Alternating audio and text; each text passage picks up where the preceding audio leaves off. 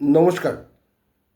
গৌতম সরকার একটি খুব ভালো কোশ্চেন করেছেন। দোকানঘর যিনি ভাড়া নিয়েছিলেন তিনি মারা যান, তারপর ওনার স্ত্রী দোকানঘর অন্য লোককে বিক্রি করে টাকা নিয়ে চলে যান। রেন্ট কন্ট্রোলে ভাড়া জমা করছে, মামলা করে উচ্ছেদ করা যাবে, কোন ধারায় কিভাবে এগোতে হবে? ধন্যবাদ। ফার্স্ট অফ অল, যাকে ভাড়া দিয়েছিলেন তিনি মারা গেছেন।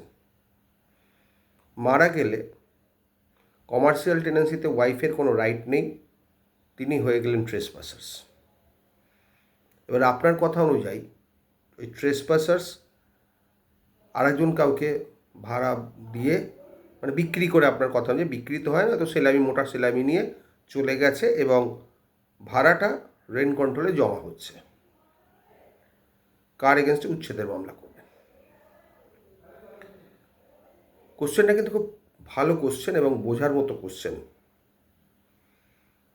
টেনেন্ট মারা গেছে কমার্শিয়াল টেনেন্সিতে, তার wife life long tenant non, রেসিডেন্সিয়ালের ক্ষেত্রে হলে লাইফ লং টেনেন্সি পেতেন। তিনি trespassers from the death of the tenant এবং তিনি এবার আরেকজনকে দিয়ে গেছেন।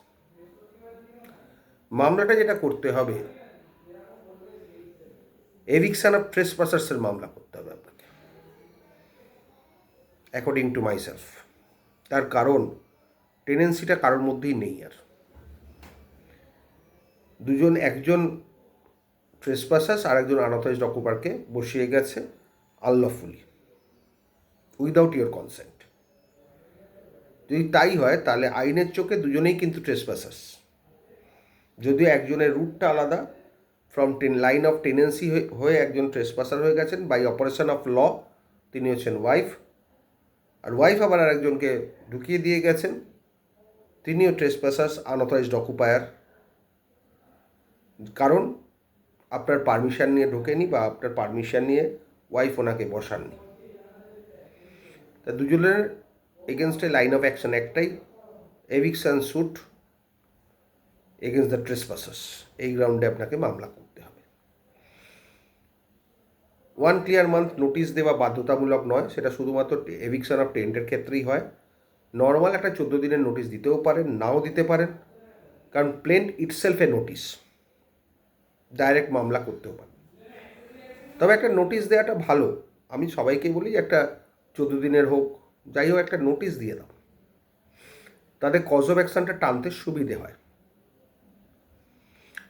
এই মামলাটা খুব ভালো যদি নোটিশটা দিয়ে করা যায়। এই মামলায় কিন্তু ওদের কোনো ডিফেন্স নেই।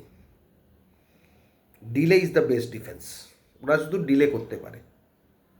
আরেকটা যেটা হতে পারে, এবার নোটিশটা কাকে দেবেন, কোন ঠিকানায় দেবেন?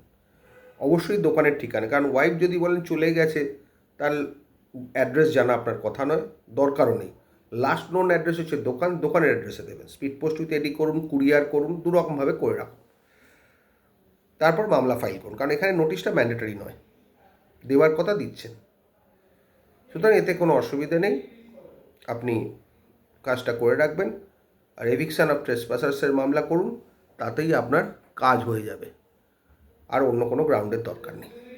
মিন্স প্রফিট চান, অকুপেশন চার্জ চান, কোনো আপনি পেয়ে যাবেন, ডিগ্রি পেয়ে যাবেন, তবে সময় সাপেক্ষ। যেটা বারবার বলি, মামলা মানে ধৈর্য, স্থৈর্য, অর্থ, সাহস, এইগুলো হলে তবেই আপনি এগোন, না হলে ওই মাঝপথে চলে আসতে বাধ্য হবেন। সবসময় বলি ধৈর্য রাখুন, যেদিন যেটা হওয়ার ঠিক হবে, চেষ্টা চালিয়ে যান। আমরা লয়ার চেষ্টা চালিয়ে যাই অনবরত। যেদিন আপনার ভাগ্যে আছে, যেদিন আপনার ভাগ্য সহায় হবে, আমাদের হাত যশ এবং আপনার ভাগ্য মিলিয়েই কিন্তু জয় হবে।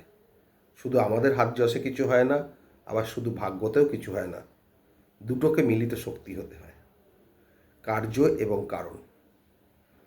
উকিলের হাত যশ বুদ্ধি, আর ক্লায়েন্টের ভাগ্য। ভালো থাকবেন।